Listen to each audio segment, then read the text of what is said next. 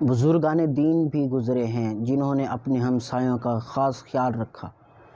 ایک بزرگ رحمۃ اللہ تعالیٰ علیہ کے بارے میں آتا ہے کہ آپ کے گھر نہ چوہے ہیں، تو آپ رحمۃ اللہ تعالیٰ علیہ کو دوستوں نے مشورہ دیا کہ آپ اپنے گھر میں بلی کو پال لیجئے، اس سے آپ کے گھر سے چوہے بھاگ جائیں گے۔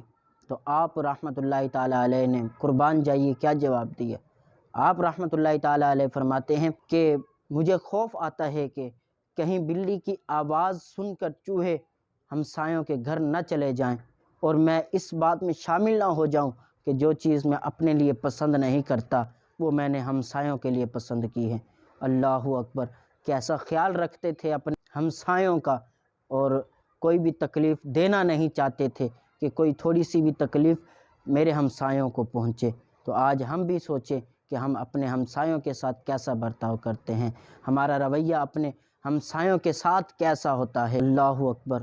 سرکار علیہ السلام کا ایک فرمان عالی شان بھی ہے کہ سرکار علیہ السلام نے 3 مرتبہ ارشاد فرمایا، واللہ لا یؤمن، واللہ لا یؤمن، واللہ لا یؤمن، اللہ کی قسم وہ مومن نہیں ہو سکتا، اللہ کی قسم وہ مومن نہیں ہو سکتا، اللہ کی قسم وہ مومن نہیں ہو سکتا۔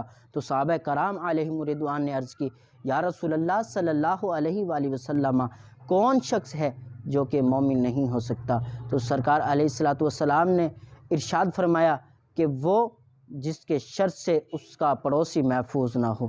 تو پیارے ساتھیوں، حدیث پاک کو آپ نے ملاحظہ کیا، تو ہمیں بھی بچنا چاہیے، اس بات سے بھی بچنا چاہیے جس سے پڑوسی کو تکلیف ہوتی ہو، جس بات سے پڑوسی ناراض ہوتا ہو۔